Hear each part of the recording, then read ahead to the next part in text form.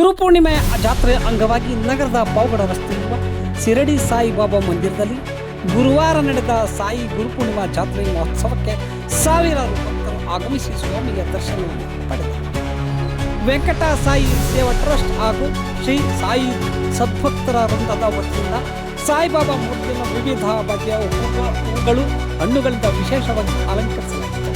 Dragon fruits, ಸೇಬು, ಕಿತ್ತಳೆ, ದ್ರಾಕ್ಷಿ, ಮಾವು, ಮೋಸಂಬಿ ಸೇರಿದಂತೆ ವಿವಿಧ ಹಣ್ಣುಗಳನ್ನು ಬಳಸಿ ಆಕರ್ಷಕ ಅಲಂಕಾರ ಮಾಡಲಾಗಿತ್ತು. ಗುಲಾಬಿ ಸೇರಿದಂತೆ ವಿವಿಧ ಬಗೆಯ ಹೂಗಳಿಂದ ಮಾಡಿದ ಅಲಂಕಾರ ಭಕ್ತರ ಗಮನ ಸೆಳೆಯಿತು.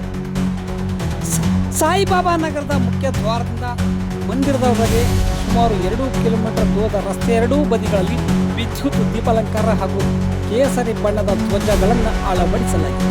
ರಾತ್ರಿ ವೇಳೆ ವಿದ್ಯುತ್ ದೀಪಗಳ ಬೆಳಕಿನಲ್ಲಿ ಮಂದಿರದಲ್ಲಿ ಸುತ್ತಮುತ್ತಲಿನ ವಾತಾವರಣ ಮತ್ತಷ್ಟು ಕಂಗೊಳಿಸುತ್ತಿತ್ತು.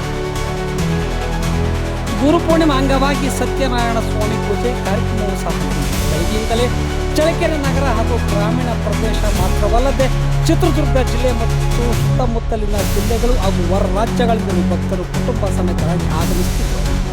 ಸಾವಿರಾರು ಭಕ್ತರಿಗೆ ಸರತಿ ಸಾಲಿನಲ್ಲಿ ಮೂಲಕ ಸಾಯಿಬಾಬಾ ದರ್ಶನಕ್ಕೆ ವ್ಯವಸ್ಥೆ ಕಲ್ಪಿಸಲಾಗಿತ್ತು.